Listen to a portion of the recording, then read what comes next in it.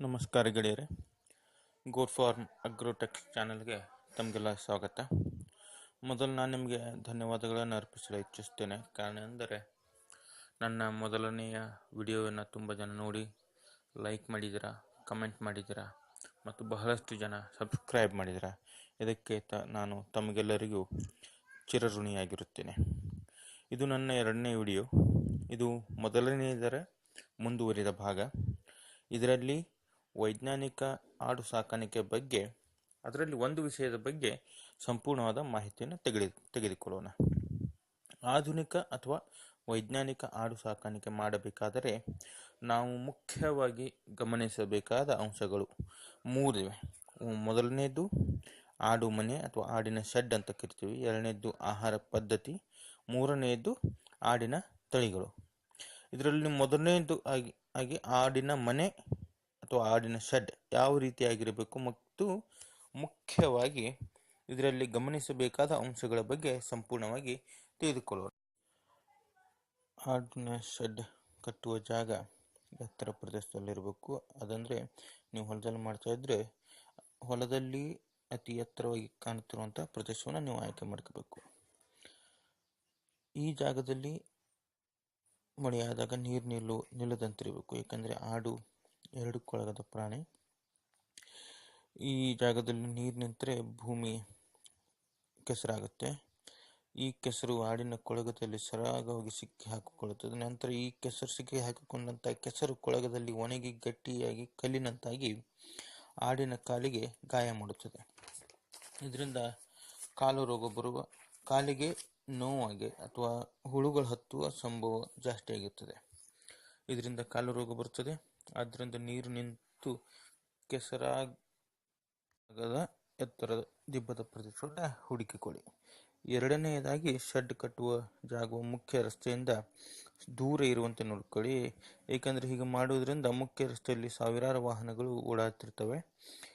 ಈ ಯಾವುದಾದ್ರೂ ವಾಹನದಲ್ಲಿ ರೋಗದಿಂದ ಕೂಡಿದ ಆಡು ಅಥವಾ ಕುರಿಗಳನ್ನು ಸಾಗಿಸುತ್ತಿದ್ದರೆ ಅದರ ಸೋಂಕು ಗಾಳಿಯಲ್ಲಿ ತೇಲಿಕೊಂಡು ಬಂದು ನಿಮ್ಮ ಆಡುಗಳಿಗೆ ತಗುಲುವ ಅವಕಾಶ ಜಾಸ್ತಿ ಇರ್ತದೆ. ಇದನ್ನು ತಪ್ಪಿಸುವ ಸಲುವಾಗಿ ಶೆಡ್ ಇರುವ ಜಾಗವನ್ನು ಮುಖ್ಯ ರಸ್ತೆಯಿಂದ ದೂರ ಆರಿಸುವುದು ಉತ್ತಮ. 3ನೇ ಮುಖ್ಯ ವಿಷಯ ಅಂದರೆ ನೀವು ನಿರ್ಮಾಣ ಮಾಡಬೇಕಾಗಿರೋ ಶೆಡ್ನ ಹತ್ತಿರವೇ ನೀರಿನ ವ್ಯವಸ್ಥೆಯನ್ನು ಇರುವಂತೆ ನೋಡಿಕೊಳ್ಳಿ. ಇಷ್ಟಾದಮೇಲೆ ಶೆಡ್ ನಿರ್ಮಾಣದ ಬಗ್ಗೆ ತಿಳಿದುಕೊಳ್ಳೋಣ. ಗೋಟ್ ಫಾರ್ಮಿಂಗ್ ಅಂದ ತಕ್ಷಣ ಎಲ್ಲರ ಮನಸ್ಸಿಗೆ ಬರುವುದು ಸುಸಜ್ಜಿತ ಅಟ್ಟಣಿಗೆ ಮೇಲಿರುವ ಶೆಡ್ನ ಚಿತ್ರಣ. ನೀವು ಹೊಸದಾಗಿ ಗೋಟ್ ಫಾರ್ಮಿಂಗ್ ಮಾಡಲು ಪ್ರಾರಂಭಿಸಿದರೆ ದಯವಿಟ್ಟು ಈ ದೊಡ್ಡ ಸುಸಜ್ಜಿತ ಶೆಡ್ ವಿಚಾರ ಸ್ವಲ್ಪ ದೂರ ಇರಿ. ಇದನ್ನ ಯಾಕೆ ಹೇಳ್ತಾ ಇದ್ದೀನಿ ಅಂತಂದರೆ, ಒಂದು ಉದಾಹರಣೆ ತಗೋಣ. ಅಕಸ್ಮಾತ್ ನಿಮ್ಮ ಹತ್ರ ಒಂದು 10 ಲಕ್ಷ ರೂಪಾಯಿ ಇದೆ ಅಂತ ತಿಳ್ಕೊಳ್ಳೋಣ. ನೀವು ಶೆಡ್ ನಿರ್ಮಾಣ ಮಾಡೋದು ಮಿನಿಮಮ್ ಏನಿಲ್ಲ ಅಂತಂದ್ರೆ ಒಂದು 5.5 ಲಕ್ಷ ರೂಪಾಯಿ ಖರ್ಚಾಗುತ್ತೆ. ನೀರಿನ ವ್ಯವಸ್ಥೆ ಸಲುವಾಗಿ 30,000 ರಿಂದ 50,000 ರೂಪಾಯಿ ಅಂದರೆ ಬೋರ್ವೆಲ್ಗೆ ಹೋಗುತ್ತೆ. ಇಲ್ಲಿ ನಿಮ್ಮ ಅರ್ಧಕ್ಕಿಂತ ಹೆಚ್ಚು ಹಣ ಶೆಡ್ ನಿರ್ಮಾಣಕ್ಕೆ ಖರ್ಚಾಗುತ್ತೆ. ಇನ್ನೂ 4 ಲಕ್ಷ ರೂಪಾಯಿ, 10,000ದಂತೆ 40 ಆಳುಗಳನ್ನು ತರಬಹುದು. ಸೊ ಇಲ್ಲಿ ನಿಮ್ಮ ವರ್ಕಿಂಗ್ ಕ್ಯಾಪಿಟಲ್ ಕಡಿಮೆ ಆಗುತ್ತದೆ. ನಂತರ ನೀವು 6 ಲಕ್ಷ ರೂಪಾಯಿ ಡೆಡ್ ಇನ್ವೆಸ್ಟ್ಮೆಂಟ್ ಆಗುತ್ತೆ ಶೆಡ್ಗೆ ಹಾಕಿದ್ದು. ಇದರಿಂದ ಯಾವುದೇ ಲಾಭ ಬರುವುದಿಲ್ಲ.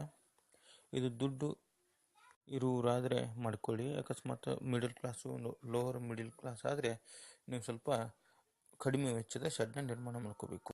ಶೆಡ್ ಯಾಕೆ ಬೇಕು ಅನ್ನೋದನ್ನು ಮೊದಲು ನಾವು ಇದನ್ನು ಮಾಡ್ಕೋಬೇಕು. ಅದಕ್ಕೆ ಮೊದಲು ಶೆಡ್ ನಿರ್ಮಾಣ ಮಾಡುವಕ್ಕಿಂತ ಮೊದಲು ಕೆಲವು ವಿಷಯಗಳನ್ನು ನಾವು ಸರಿಯಾಗಿ ತಿಳಿದುಕೊಳ್ಬೇಕು. ಅದೇನೆಂದರೆ ಆಡುಗಳಿಗೆ ಶೆಡ್ನ ಅವಶ್ಯಕತೆ ಇದೆ, ಅದು ಎಷ್ಟರ ಮಟ್ಟಿಗೆ ಇದೆ ಅನ್ನೋದನ್ನು ತಿಳಿದುಕೋಬೇಕು. ಅಂದರೆ ಅವುಗಳು ನಿಲ್ಲಲು ಅಥವಾ ವಿಶ್ರಾಂತಿ ಪಡೆಯಲು ಮತ್ತು ತಿರುಗಾಡಲು ಶೆಡ್ ಬೇಕು. ಆ ಶೆಡ್ ಗಟ್ಟಿಮುಟ್ಟಿಯಾಗಿರಬೇಕು, ಕಡಿಮೆ ಖರ್ಚಿನದಾಗಿರಬೇಕು, ಗಾಳಿ ಆಡುವಂತಿರಬೇಕು ಮತ್ತು ಅವುಗಳಿಗೆ ರಕ್ಷಣೆ ಕೊಡುವಂತಿರಬೇಕು. ಇಷ್ಟಾದರೆ ಸಾಕು. ಮಳೆಗಾಲದಲ್ಲಿ ಮಳೆ ನೀರು ನಿಲ್ಲದಂತಿರಬೇಕು, ಸಿಡಿಯಬಾರದು, ನೀರು ಒಳಗೆ ಬರಬಾರದು. ಬೇಸಿಗೆಯಲ್ಲಿ ಆಡುಗಳಿಗೆ ಸೆಕೆಯಾಗಬಾರದು ಮತ್ತು ಬಿಸಿಲು ಹತ್ತಬಾರದು. ಚಳಿಗಾಲದಲ್ಲಿ ತುಂಬ ಚಳಿ ಹತ್ತಬಾರದು ಮತ್ತು ಶೆಡ್ನಲ್ಲಿ ದುರ್ಗಂಧ ಇರಬಾರದು. ಇಷ್ಟಾದರೆ ಸಾಕು, ನೀವು ಯಾವುದೇ ರೀತಿಯಾದ ಶೆಡ್ ನಿರ್ಮಾಣ ಮಾಡಬಹುದು. ಸರಳ ಮತ್ತು ಕಡಿಮೆ ಖರ್ಚಿನ ವಸ್ತುಗಳಿಂದ ಕೂಡಿದ ಶೆಡ್ಡನ್ನು ಆಡುಗಳಿಗೆ ಒದಗಿಸುವುದರಿಂದ ಅತಿ ಹೆಚ್ಚಿನ ಲಾಭ ಪಡೆಯಬಹುದು. ಭಾರತದ ಅತಿ ಹೆಚ್ಚು ಪ್ರದೇಶದಲ್ಲಿ ಮಣ್ಣಿನ ನೆಲದಿಂದ ಕೂಡಿದ ಆಡಿನ ಮನೆ ಕಾಣಬಹುದು ಮತ್ತು ಹೆಚ್ಚಿನ ಮಳೆ ಬೀಳುವ ಸ್ಥಳಗಳಲ್ಲಿ ಅಟ್ಟಣಿಗೆ ಮನೆಗಳನ್ನು ಮಾಡಿರ್ತಾರೆ. ಆಡಿಗೆ ಬೇಕಾದ ಆಹಾರವನ್ನು ಶೆಡ್ಡಿನ ಸುತ್ತಮುತ್ತ ಬೆಳೆದುಕೊಳ್ಳಲು ವ್ಯವಸ್ಥೆಯನ್ನು ಮಾಡಿಕೊಂಡಿರಬೇಕು. ಸರಿಯಾದ ವೆಂಟಿಲೇಷನ್ ಇರಬೇಕು. ಆಡಿನ ಶೆಡ್ನ ನಿರ್ಮಾಣ ಮಾಡಬೇಕಾದ್ರೆ ಅದರಲ್ಲಿ ಮುಖ್ಯವಾಗಿ ಇರಬೇಕಾದ ಭಾಗಗಳನ್ನು ಈಗ ತಿಳಿದುಕೊಳ್ಳೋಣ. ಮೊದಲನೇದಾಗಿ ಗರ್ಭ ಧರಿಸಿದ ಆಡುಗಳನ್ನು ಇಡಲಿಕ್ಕೆ ಒಂದು ಭಾಗ ಮಾಡ್ಕೋಬೇಕು. ಅದರ ಜೊತೆಗೆ ತಾನು ಹುಟ್ಟಿದ ಮರಿಯಿಂದ 3 ತಿಂಗಳ ಮರಿಗಳನ್ನು ಸಾಕಲು ಅವಕಾಶ ಇರುವ ಹಾಗೆ ನೋಡ್ಕೋಬೇಕು. ಆಮೇಲೆ ಹೋತುಗಳನ್ನು ಇಡಲಿಕ್ಕೆ ಮತ್ತೊಂದು ಜಾಗ ಮಾಡ್ಕೋಬೇಕು. ಆಮೇಲೆ ಗರ್ಭ ಧರಿಸಿದ ಆಡುಗಳನ್ನು ಸಪ್ರೇಟ್ ಆಗಿರೋ ಹಾಗೆ ನೋಡ್ಕೋಬೇಕು. 9 ರಿಂದ 12 ತಿಂಗಳ ಆಡುಗಳನ್ನು ಇಡಲಿಕ್ಕೆ ಒಂದು ಜಾಗ, 3 ರಿಂದ 9 ತಿಂಗಳ ಆಡುಗಳನ್ನು ಇಡಲಿಕ್ಕೆ ಒಂದು ಜಾಗವನ್ನು ಮಾಡ್ಕೋಬೇಕು. ಇದನ್ನು ಒಂದು ವಿಡಿಯೋದಲ್ಲಿ ಈ ರೀತಿಯಾಗಿ ನೀವು ವಿಡಿಯೋದಲ್ಲಿ ಶೆಡ್ನ ನಿರ್ಮಾಣ ಮಾಡಿದ್ದೀನಿ. ಸ್ವಲ್ಪ ಹೇಳ್ತೀನಿ ನಾನು. ಈ ಪಾಯಿಂಟ್ನಿಂದ ಹಿಡಿದು ಈ ಪಾಯಿಂಟ್ವರೆಗೆ, ಆಮೇಲೆ ಈ ಪಾಯಿಂಟ್ನಿಂದ ಈ ರೀತಿ, ಇಲ್ಲಿಂದ ಈ ರೀತಿ ಇದೆ. ಇದು ಶೆಡ್ ಇರುವಂಥ ಜಾಗ. ಈ ಜಾಗದಲ್ಲಿ ಇಷ್ಟು ಜಾಗವನ್ನು, ಅಂದರೆ ಒಂದು ಅಂದಾಜು ಒಂದು ಲೆಕ್ಕ ಬರೆದಿದ್ದೀನಿ. 24 ಫೂಟ್ ಇಲ್ಲಿಂದ ಹಿಡಿದು ಇಲ್ಲಿವರೆಗೆ 24 ಫೂಟ್ ತಗೊಂಡಿದ್ದೇನೆ. ಇಲ್ಲಿಂದ ಇಲ್ಲಿಗೆ 40 ರಿಂದ 50 ಫೂಟ್ನ ನಾವು ಕನ್ಸಿಡರ್ ಮಾಡಿದ್ವಿ, ಒಂದು ಎಕ್ಸಾಂಪಲ್ ಅಂತ ಹೇಳಿ. ಇದರಲ್ಲಿ ಈ ರೀತಿ 2 ಜಾಗ ಮಾಡ್ಕೋಬೇಕು. ಈ ಸೈಡ್ ಒಂದು, ಈ ಕಡೆ ಒಂದು, ನಡುವು ಅಡ್ಡಲ್ಲು ಜಾಗವನ್ನು 3 ಫೂಟ್ ಜಾಗವನ್ನು ಬಿಟ್ಕೋಬೇಕು. ಇದೇನು ಕಾಣಿಸುತ್ತಲ್ಲ, ಇದು ಗ್ಯಾಪ್ ಇರುವಂಥ ಇದು ಲೈನು, ಇದು ಆಹಾರ ಹಾಕಲಿಕ್ಕೆ ಇರುವಂಥ ಲೈನು ಎರಡು ಕಡೆ ಇದೆ. ಸೊ ಇದರಲ್ಲಿ ನಾವು ಭಾಗಗಳನ್ನು ಯಾವ ರೀತಿ ಮಾಡಿದ್ದೀನಿ ಅಂತ ಹೇಳ್ತೀನಿ. ಇಲ್ಲಿ ಒಂದು ಭಾಗದಲ್ಲಿ ಹೋತ ಅಥವಾ ಹೋತುಗಳು ಇರ್ತವೆ. ಇಲ್ಲಿ ಗರ್ಭ ಧರಿಸದೇ ಇರುವ ಆಡುಗಳು ಪ್ಲಸ್ 1 ವರ್ಷ ಮೇಲ್ಪಟ್ಟ ಹೆಣ್ಣು ಆಡುಗಳು ಇರ್ತವೆ.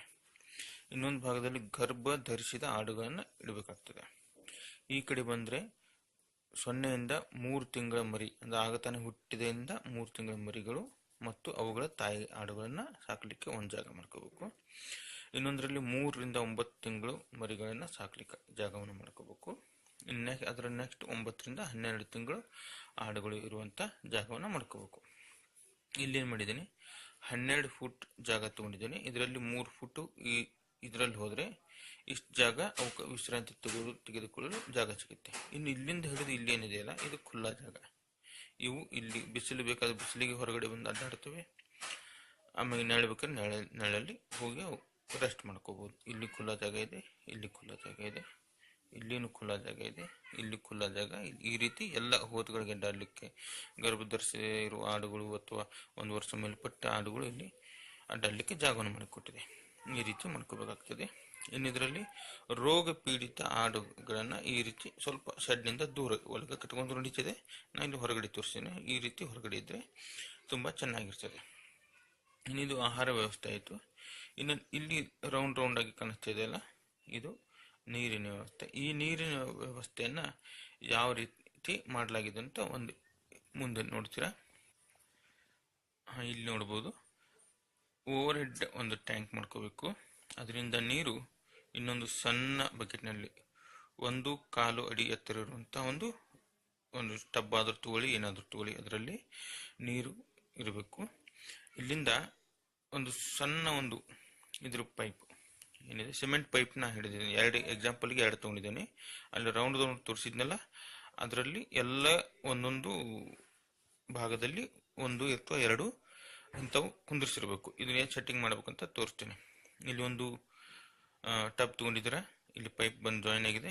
ಇಲ್ಲಿಂದ ಈ ಪೈಪ್ನ ಈ ರೀತಿ ತಗೊಂಡು ಈ ಸಿಮೆಂಟ್ ಪೈಪ್ನಲ್ಲಿ ಕನೆಕ್ಷನ್ ಕೊಟ್ಟಿದ್ದಾರೆ. ಇದೇನು ಚೌಕ್ ಮಾಡಿದ್ದೀನಲ್ಲ, ಇದೆಲ್ಲನೂ ಸಿಮೆಂಟಿಂದ ಪ್ಯಾಕ್ ಮಾಡಬೇಕು. ಇಲ್ಲಿ ಮೇಲ್ಗಡೆ ಇಷ್ಟೇ, ಅಂದರೆ ಒಂದು 4 ಬಟ್ಟು, ಇದಿಷ್ಟೇನಿದೆ ಇದು 4 ಬಟ್ಟು ಅಂತ ಅಂತರ ಇಟ್ಕೊಂಡು 4 ಬಟ್ಟಿನಷ್ಟು ನೀರು ನಿಲ್ಲುವ ಹಾಗೆ ಈ ಕೆಳಗಿಂದ ಈ ಪೈಪ್ನಲ್ಲಿ ಹೋಗಿ ನೀರು ನಿಲ್ಲುತ್ತೆ. ಈ ರೀತಿ ನೀರು ನಿಲ್ಲುತ್ತೆ. ಈ ರೀತಿ ನೀರು ನಿಲ್ಲುವ ಹಾಗೆ ಮಾಡ್ಕೊಂಡ್ರೆ ಆಡುಗಳಿಗೆ ನೀವು ಸಪ್ರೇಟಾಗಿ ನೀರು ಕುಡಿಸುವಂಥ ಇದಿರಲ್ಲ. ಇದು 24 ಅವರ್ಸು ನೀರು ನಿಲ್ಲುವಂಥ ವ್ಯವಸ್ಥೆ ಇರ್ತದೆ.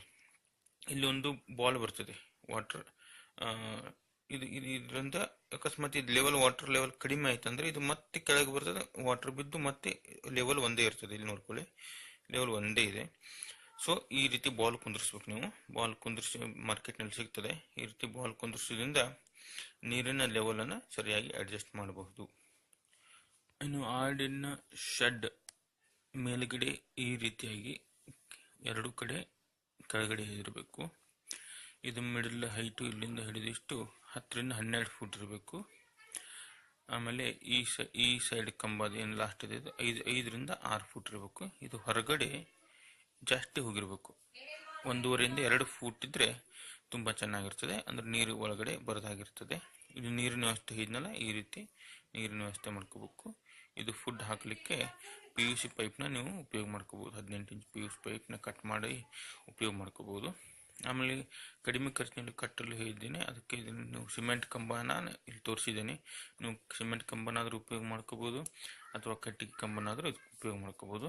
ಇನ್ನು ಇಲ್ಲಿ ಮೇಲ್ಗಡೆ ಇಲ್ಲಿ ಗಾಳಿ ಹೋಗೋಕ್ಕೆ ಅನುಕೂಲತೆಯನ್ನು ಮಾಡಿಕೊಂಡ್ರೆ ತುಂಬ ಚೆನ್ನಾಗಿರ್ತದೆ. ಯಾವುದೇ ರೀತಿ ಹೀಟಿನ ಸಮಸ್ಯೆ ಆಗೋದಿಲ್ಲ ಒಳಗಡೆ. ಆಮೇಲೆ ನೀವು ಮೇಲ್ಗಡೆ ಮಂಗಳೂರು ಹಂಚನ್ನು ಹಾಕಬೇಕು. ಕೆಂಪು ಹಂಚನ್ನು ಹಾಕಿದರೆ ಇನ್ನೂ ಉತ್ತಮವಾಗಿರ್ತದೆ. ಯಾವುದೇ ರೀತಿಯಾದ ಇಲ್ಲಿ ವಾಸನೆ ಗಾಳಿ ಅಥವಾ ನಿಲ್ಲೋದಿಲ್ಲ. ಅಥವಾ ಸಿಮೆಂಟ್ ಹಾಕಿದ್ರು ನಡೀತೆ. ಆದರೆ ಇಲ್ಲಿ ಏನು ಮಾಡ್ಕೋಬೇಕು, ಸ್ವಲ್ಪ ಜಾಗ ಬಿಟ್ಕೋಬೇಕು ಗಾಳಿ ಹೊರಗಡೆ ಹೋಗಲಿಕ್ಕೆ. ಇದನ್ನೆಲ್ಲ ತೋರಿಸಿಲ್ಲ, ಆದರೆ ನೀವು ಮಾಡಬೇಕಾದ್ರೆ ಸ್ವಲ್ಪ ಇಲ್ಲಿ ಗ್ಯಾಪ್ ಇರುವ ಹಾಗೆ ನೋಡ್ಕೊಳ್ಳಿ. ನೀರು ಹೊರಗೆ ಹೋಗೋ ಹಾಗೆ, ಗಾಳಿ ಹೊರಗೆ ಹೋಗೋ ಹಾಗೆ ನೋಡ್ಕೊಳ್ಳಿ. ಆಮೇಲೆ ನೀರು ಒಳಗೆ ಬರದೇ ಇರೋ ಹಾಗೆ ಒಂದು ವ್ಯವಸ್ಥೆನ ಇದರಲ್ಲಿ ಮಾಡ್ಕೋಬೇಕು. ಗೋಟ್ ಫಾರ್ಮ್ ಒಳಗಿನ ನೆಲ ಮಣ್ಣಿನಿಂದ ಕೂಡಿರಲಿ. ಯಾವುದೇ ರೀತಿಯಾದ ಕಾಂಕ್ರೀಟ್ ಹಾಕಿಸಬೇಡಿ. 1 ವರ್ಷಕ್ಕೊಮ್ಮೆ 2 ಇಂಚ್ ಮಣ್ಣನ್ನು ಅಗೆದು ತೆಗೆದು ಹೊಸ ಮಣ್ಣನ್ನು ಬಿಡಿ. ಸಾಧ್ಯವಾದರೆ ಪ್ರತಿದಿನ 2 ಸಾರಿ ಫಾರ್ಮ್ ಕಸ ಹೊಡೆದು ಸ್ವಚ್ಛ ಮಾಡಿ. ಆಹಾರದ ತೊಟ್ಟಿಯನ್ನು ಕಬ್ಬಿಣ ಅಥವಾ ತಗಡಿನಿಂದ ಮಾಡಿಸಬೇಡಿ. ಇದು ಕೆಲವು ಸಮಯದ ನಂತರ ಕೊಳೆತು ಹೋಗುವ ಸಾಧ್ಯತೆ ಇದೆ. ಇದನ್ನು ನೀವು ಅಥವಾ ಗೋಧಲಿ ಕಟ್ಟಿಸಿ ಅದರ ಮೇಲೆ ಟೈಲ್ಸ್ ಹೊಂದಿಸಿ, ಅಥವಾ 18 ಇಂಚಿನ PVC ಪೈಪನ್ನು ಅರ್ಧ ಸೀಳಿ ಅದನ್ನು ಆಹಾರ ತೊಟ್ಟಿಯಾಗಿ ಉಪಯೋಗಿಸಬಹುದು. ನೀರಿಗಾಗಿ ಪ್ಲಾಸ್ಟಿಕ್ ಬುಟ್ಟಿಯನ್ನು ಅಥವಾ ವಿಡಿಯೋದಲ್ಲಿ ತೋರಿಸಿದ ಹಾಗೆ ವ್ಯವಸ್ಥೆಯನ್ನು ಮಾಡಿಕೊಳ್ಳಿ.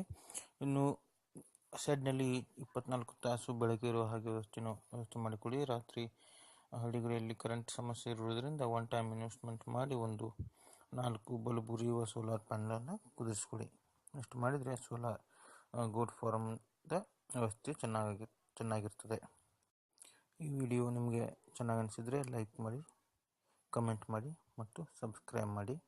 ಮತ್ತು ಮುಂದಿನ ವಿಡಿಯೋದೊಂದಿಗೆ ತಮ್ಮನ್ನು ಭೇಟಿಯಾಗ್ತೇನೆ. ಎಲ್ಲರಿಗೆ ನಮಸ್ಕಾರ.